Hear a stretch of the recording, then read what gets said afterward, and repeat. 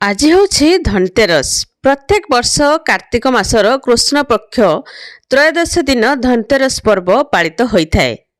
यह दिनटी को धन्वंतरी जयंती रूपे पालन कराए। यह धनतेरस दिन लोक धनर देवी माँ लक्ष्मी और कुबेर भगवान धन्वंतरी को प्रसन्न करने विभिन्न उपाय उपार्जन करते।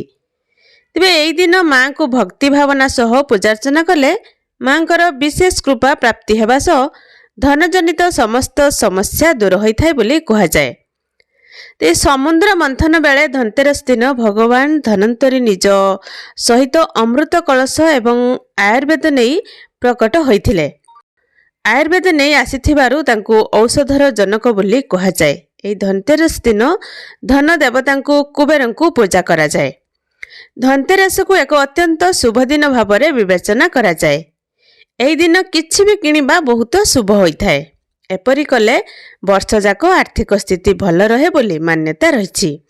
मान्यता रही जे धनतेरस दिन जो भी वस्तु को आपण किनी थांती सही वस्तु 13 गुणा बढ़ी जाए।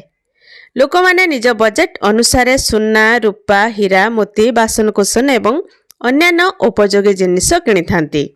किंतु आपण कौन जानते कि धार्मिक शास्त्र एवं ज्योतिष शास्त्र अनुसार यही दिन में किछि सामग्री किनिबा लोकंक पई बहुत लाभदायक होता है।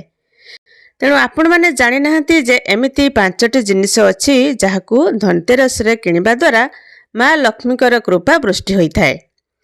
तो वीडियो को लास्ट जाए देखंतु, वीडियो को लाइक करंतु, चैनल सहित जोड़ी होई रहबा पई चैनल को सब्सक्राइब करके रखिथांतु। प्रथमे तो हूँ खंड हलदी। यह हूँ शुद्धतार प्रतीक। धनतेरस दिन खंड हलदी किनिबा द्वारा घरे सुख समृद्धि वृद्धि होगा सहित रोग व्याधि दूर होता है।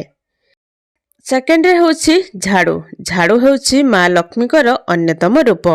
धनतेरस दिन झाड़ू किनिबा द्वारा माँ लक्ष्मी गृह प्रवेश करिथांती। एही दिन घर को झाड़ू आनिबा द्वारा घरे नकारात्मक शक्ति दूर होता है। तापरे हूँ तंबा पात्र।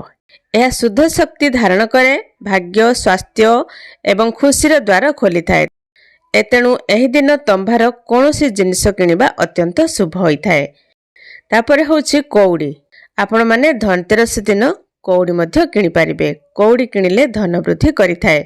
धनतेरस दिने आपण जदि कौड़ी किणंती माता लक्ष्मी निकट में पूजा करि पारिबे। एहापरे आपण माने कौड़ी को नेकी ठाकुरंक पाखरे रखिबे। ए कौड़ी को प्रत्येक दिन पूजा करने द्वारा आपणक घरे सर्वदा सुख एवं समृद्धि राज करिबो बोली कहा जाए। तो ये थिला आपण मानक पई धनतेरस दिन ए सब जिनिस आनिले आपण मानकु घरे सुख समृद्धि वृद्धि होइथाए।